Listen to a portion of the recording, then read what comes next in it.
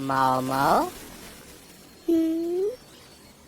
क्या तुम कुछ दवाइयाँ वर्डिग्रीज हाउस तक पहुँचा दोगी बेटा? अच्छा ठीक है डैड। जरा संभल कर जाना, आजकल अपहरण बहुत बढ़ गए हैं। आप फिक्र मत करो, हर प्लॉट से होते हुए आऊंगी। ठीक है, ध्यान रखो। अब मैं चली।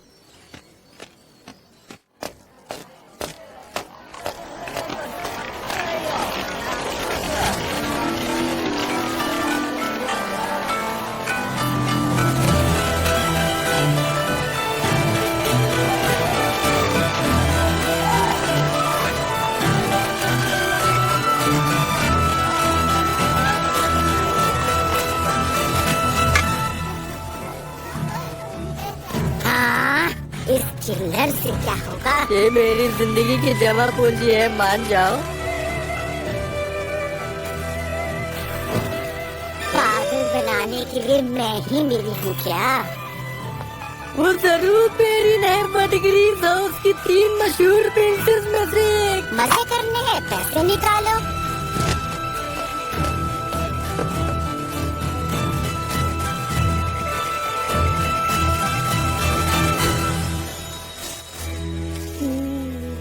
कुछ ज्यादा ही वक्त लग रहा है, रेसिपी को बदल देती हूँ।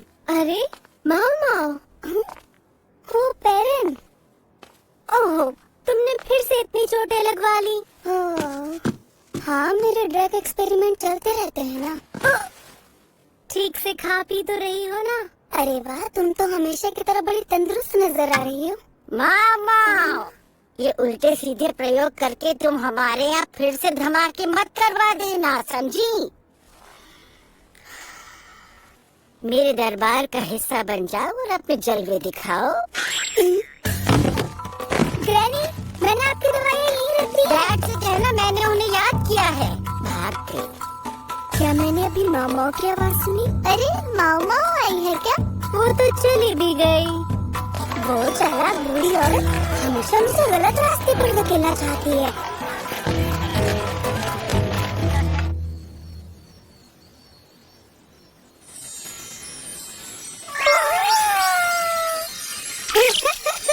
ओह भाई साहब!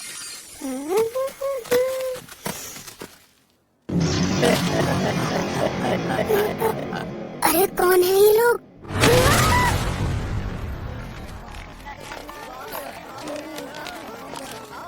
अरे नहीं, घर पर नहीं पहुंची तो डैड बहुत परेशान हो जाएंगे।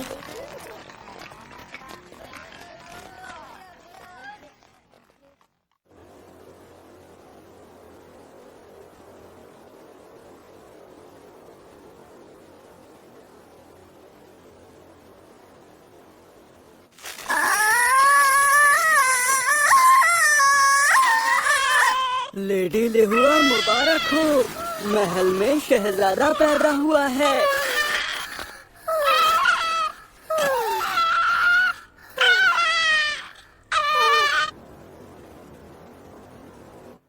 प्रिंस बहुत सेहतमंद पैदा हुए हैं। सच में, ये तो अच्छी बात है।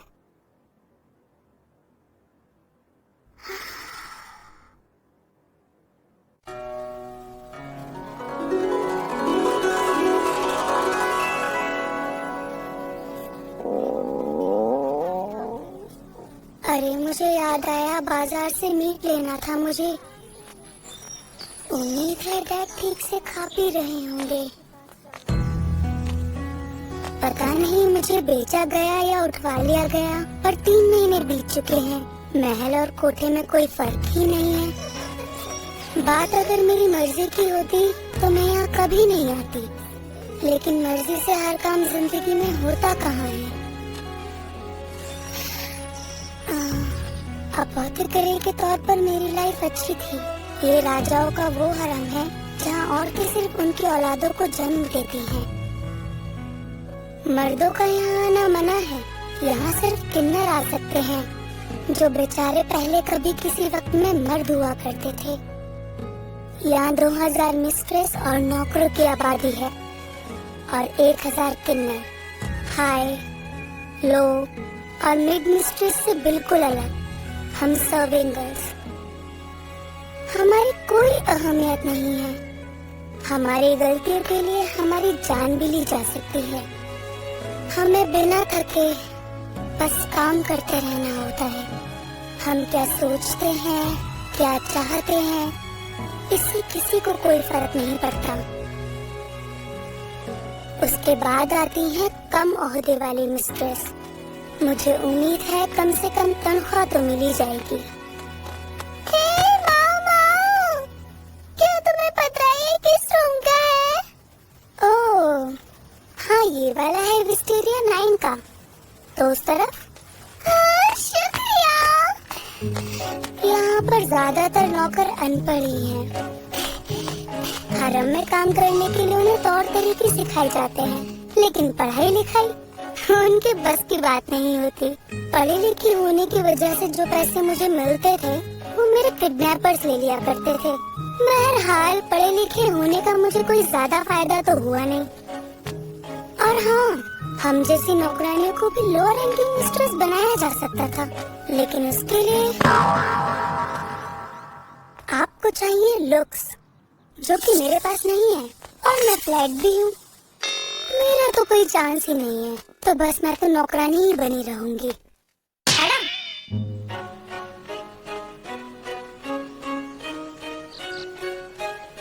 बगावत करूंगी तो मार दी जाऊंगी, तो इसीलिए चुपचाप रहो। कड़ी मेहनत करके ही मैं यहाँ से 2 साल में आजाद हो पाऊंगी। अब मैं कुछ पीऊंगी। क्या तुमने सुना? क्या सुना है कि सेंट्रल एरिया में कोई बेहद खूबसूरत किन्नर रहता है।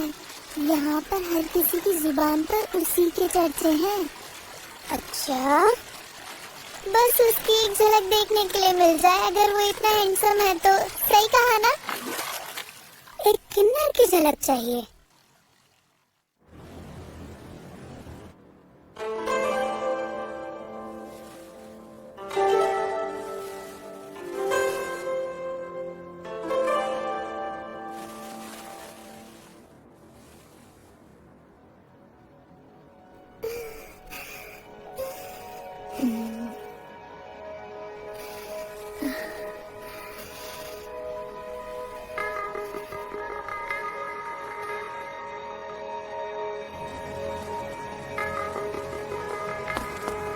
उसका वजन काफी घट गया है।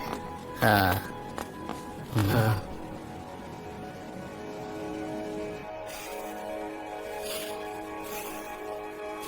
शोली, माफ करना, लेकिन इस वक्त वैद्य व्यस्त हैं क्योंकि वो राजकुमार की जांच कर रहे हैं। ओह अच्छा, वो बस अभी 3 महीने और 6 महीने के बच्चे हैं। हाँ बात तो सही है, लेकिन दोनों प्रिंस और प्रिंसेस लिंगली। हाँ पक्का उनके ऊपर ये श्राप है। कहना क्या चाहती हो तुम? माओ माओ, सुना नहीं क्या तुमने? तुम्हें पता है पूरे हरम में बस हर तरफ इसी अफवाह के चर्चे हो रहे हैं। हरम में पैदा हुए हर वारिस की मौत की कहानी के। महाराज के अब तक 3 बच्चे कमजोर ही पैदा हुए और फिर गुजर गए। ये बात अजीब नहीं लगती मामा? बताओ। तीनों के तीनों? और लगता है कि इस बार भी ऐसा ही हो रहा है। इसका मतलब वो बीमार है। सही कह रही हो तुम, सही अंदाजा लगाया। क्योंकि इस बार तो वैद्य लेडी गियोको और लेडी लिहुआ दोनों से मिलने गए थे, ये बात पक्की है। महाराज की कोई महारानी नहीं है, तो इस वजह से लेडी लिहुआ जिन्होंने प्रिंस को जन्म दिया वो महारानी कहलाएंगी ना? हाँ जाहिर सी बात है, कहलाएंगी। अब चूंकि कोई रानी है नहीं, तो मिस्ट्रेस ली हुआ जिन्होंने प्रिंस को जन्म दिया उन्हें हरम की महारानी माना जाना चाहिए। पर अफवाह ये है कि महाराज लेडी गियोको पर फिदा है और कहते हैं कि इसकी सबसे बड़ी वजह श्राप है। तुम्हें क्या समझ में आता है? ये खेल तो सारा सट्टा का लग रहा है मुझे। लेडी लिहुआ की तबीयत ज्यादा खराब है क्योंकि वैद्य वहीं रहते हैं। अगर तबीयत ठीक होती तो भला वैद्य वहाँ क्यों रहते?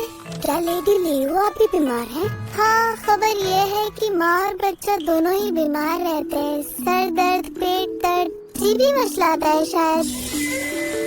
सर दर्द, पेट दर्द, जी मचलाना। हाँ बिल्कुल जरूर, ये श्राप ही होगा। ये श्राप की बात तो बेकार है।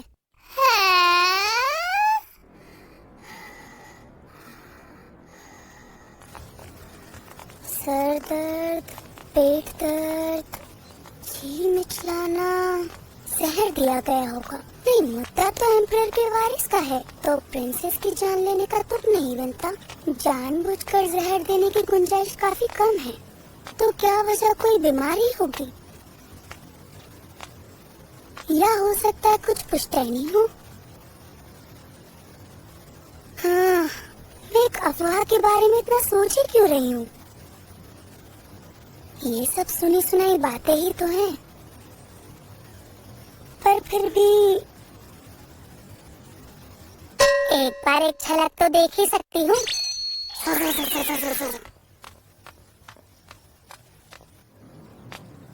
अब क्योंकि सारे ऊंचे रैंक वाली मिस्ट्रेस का रहना यहाँ होता है, शानदार इमारत है, यहाँ पर चुन चुन कर एक एक पिलर पे काम किया गया है भाई साहब। अरे तुम्हारी गलती है लेडी क्योको, तुम मेरे बेटे को बद्दुआ दे रही हो क्योंकि तुमने एक बेटी को पैदा किया है। जल गई तुम। ये बहुत ही वाहियात बात की तुमने। मेरी शालिंग भी बीमार है। बोलने से पहले सोच समझ तो लिया करो कि क्या बोल रही हो। भाई लेडी लिहुआ बहुत ही गुस्से में लग रही हैं। लेडी ग्योको के लिए बुरा लग रहा है। मास्टर जिनशी, इसलिए मैं अपनी बेटी की हालत की जांच करवाना चाहती हूँ, समझ गए? जी बिल्कुल बिल्कुल ठीक है। वो घबराए हुआ सा किन्नर जो बीच में मौजूद है, क्या वही वह थे? मुझे तो अनाड़ी लगता है वो। उसने अब तक गौर नहीं किया, इतनी मिस्ट्रेस के बीच इतना वक्त बिताने के बावजूद उसे वाकई कुछ पता नहीं है। नन्हे बच्चों की मौत, पेट दर्द, सर दर्द, जी मिचलाने से, और सबसे बड़ी बात लेडी लियुआ कितनी थकी हुई लग रही है। मेरा अंदाजा सही था, कोई श्राप नहीं है। अब दिक्कत ये है कि उन्हें बताया कैसे जाए। काश मुझे कुछ लिखने के लिए मिल जाए।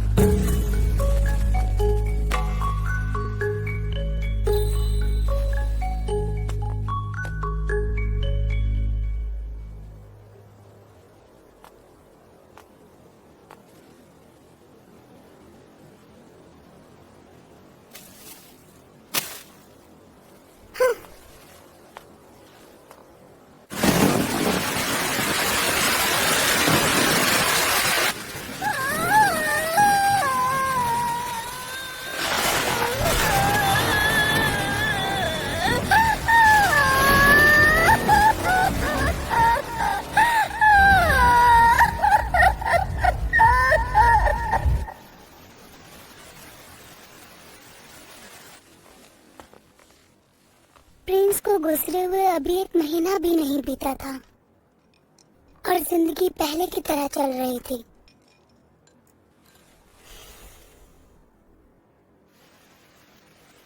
शायद तुम मुझसे कुछ पूछना चाहते हो। क्या ये जिस दिन क्रिस्टल पवेलियन में अपनी बेटी की जांच के लिए गई थी, वहाँ मुझे एक खिड़की पर बंधा हुआ मिला। सफेद पाउडर जहर है, बेबी को छूने मत देना। लापरवाही बड़ा खतरा है। ये रोडोडेंड्रन है। एक तरह का पाप है ये, अपने हाथों से खुद का कत्ल। बहुत दूर रहिए उस पाउडर से। मुझे लगता है कि महल के वैद्य को शायद ही इस बारे में कोई जानकारी होगी। सही कहा, उसे अंदाजा भी नहीं था कि राजकुमार का इलाज किससे कराना है। लेकिन ये संदेश आखिर भेजा किसने होगा? मुझे किसी भी तरह पता करके बताओ।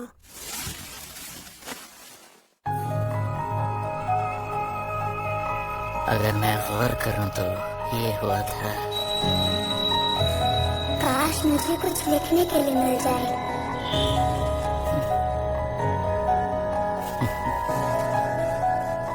समझ गया।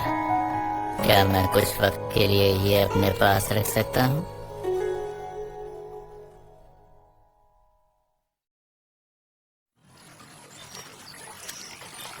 सुना है कि महाराज का लेडी ग्योको से काफी मिलना हो रहा है अपनी नन्ही शहजादी से प्यार जताने के लिए। हाँ, लेकिन लेडी लियुआ का क्या? उनके बारे में किसी को कुछ भी नहीं पता है। हाँ, हद है खुदगर्जी की भी। ओह, तो तुम यहाँ हो? हाँ? तुम्हें फॉरेन सर्विंग विमेन की मेट्रन से जाकर मिलने को कहा गया है। हाँ? उनकी डॉक्टर मिलना है? वजह क्या हो सकती है? आप सभी जो यहाँ इकट्ठा हुए हैं उसके लिए धन्यवाद। अंदर चले आइए। ऊंचे ओहदे वालों का सर्विंग गर्ल्स को हाजिर होने का हुक्म देना बुरी खबर हो सकती है, या उन्हें और वर्कर्स चाहिए होंगे।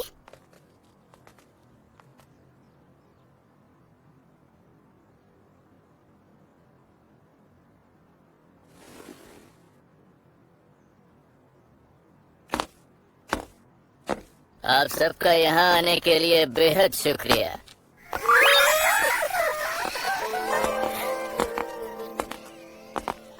ये घमंडी दिखने वाली औरत कौन है? मैं हूँ जिनशी और यहाँ की जिम्मेदारी मेरे हाथ में है।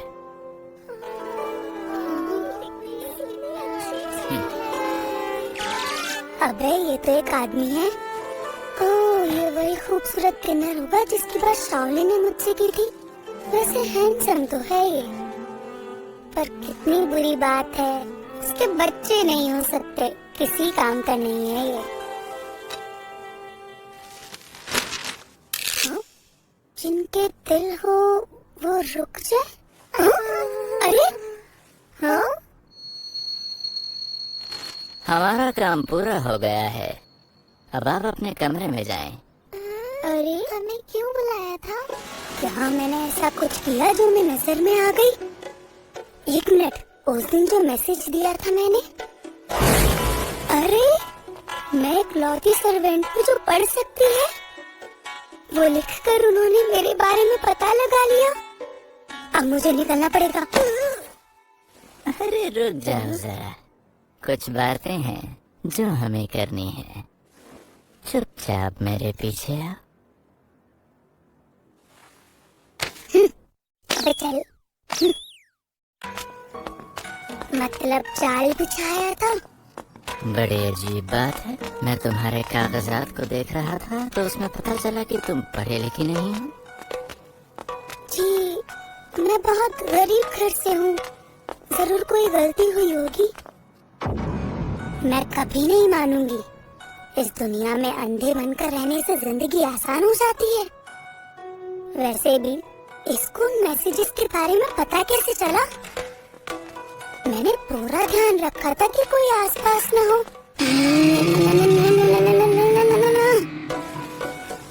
ये बिल्कुल भरोसे लायक नहीं है। इसके पास और कोई ढंग का काम भी नहीं होगा। स्वागत है। बहुत शुक्रिया। किस बात की सजा मिलेगी मुझे? काश मैं सबसे जिंदा बचकर निकल सकूं।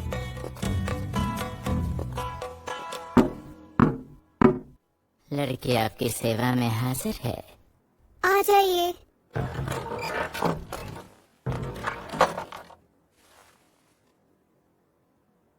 तकलीफ के लिए हम माफी चाहते हैं।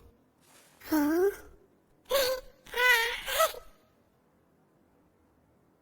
ये तो मेरा फर्ज है। अच्छा, तो वो तुम थी। लिंकी की जान बचाने के लिए तुम्हारा बहुत बहुत शुक्रिया। दिल से तुम्हारा शुक्रिया। माफी, मैं इस सम्मान के लायक नहीं हूँ महारानी, बिल्कुल नहीं। नहीं तुम हो। मैं तुम्हारा एहसान कभी नहीं चुका सकती। तुम जानती हो ना, मेरे बच्चे की जान बचाई है तुमने। महारानी, शायद कोई गलत फहमी हुई है। गुस्ताखी माफ महारानी। झूठ बोलने के लिए मुझे सूली पर नहीं चढ़ना, पर मैं इस मामले में उलझना भी नहीं चाहती।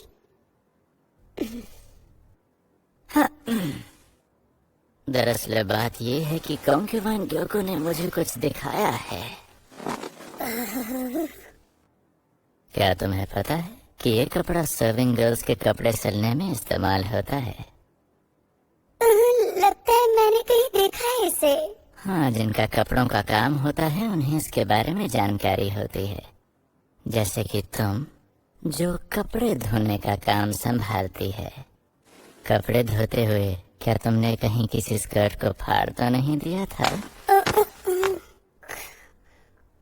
मतलब इन लोगों ने इतना कुछ पता कर लिया। अब क्या जरा हमें ये बताओगी कि खिड़की पर फूल रखने के पीछे वजह क्या थी?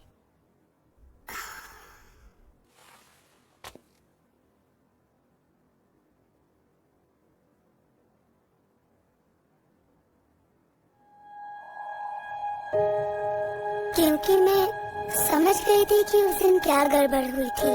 फसाद की जड़ वो मेकअप पाउडर था। मैं जिन कोठों में पली बड़ी, वहाँ कई सारी औरतें बहुत ही कीमती पाउडर इस्तेमाल करती थीं।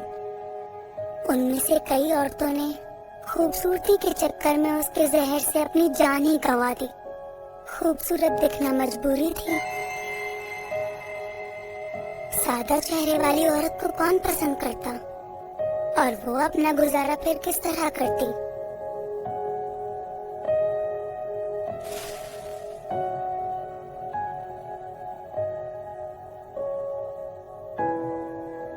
मैं किसी दौर में अपोथेकेरी थी, इसीलिए मैं जहर को जानती हूँ।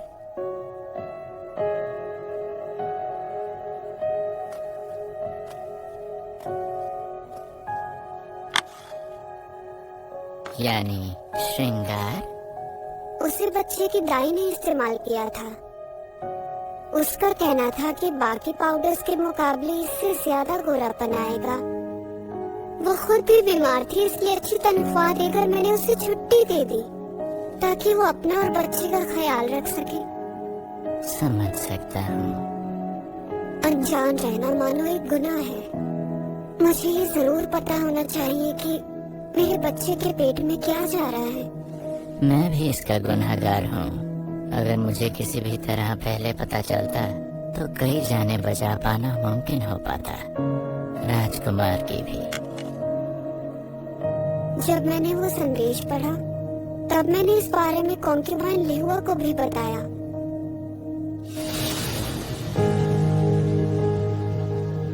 लेकिन ऐसा लगा कि उनको मेरी बातों पर कुछ खास यकीन ही नहीं हुआ। महारानी, मेरे लिए क्या हुक्म है? मैं किस काम आ सकती हूँ?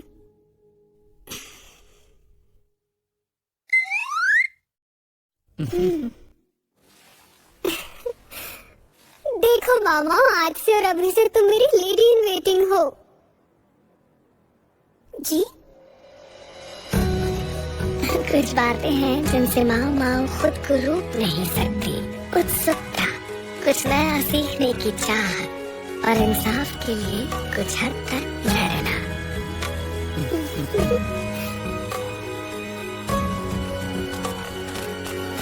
नहीं नहीं नहीं नहीं नहीं नहीं नहीं नहीं नहीं नहीं नहीं नहीं। अगर मैं लो प्रोफाइल होंगी तो इससे कोई फर्क नहीं पड़ेगा कि मैं कहाँ पर कैसे रहा सब कुछ। और इस तरह एम्परर की माशूका मिस्ट्रेस क्योको के लिए माओ माओ लेडी इन वेटिंग बन गई। एक तरह से ये उसकी एक बड़ी तरक्की थी।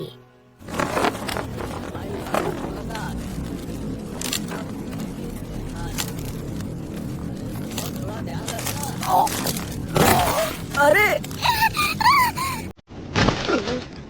इसमें जहर है।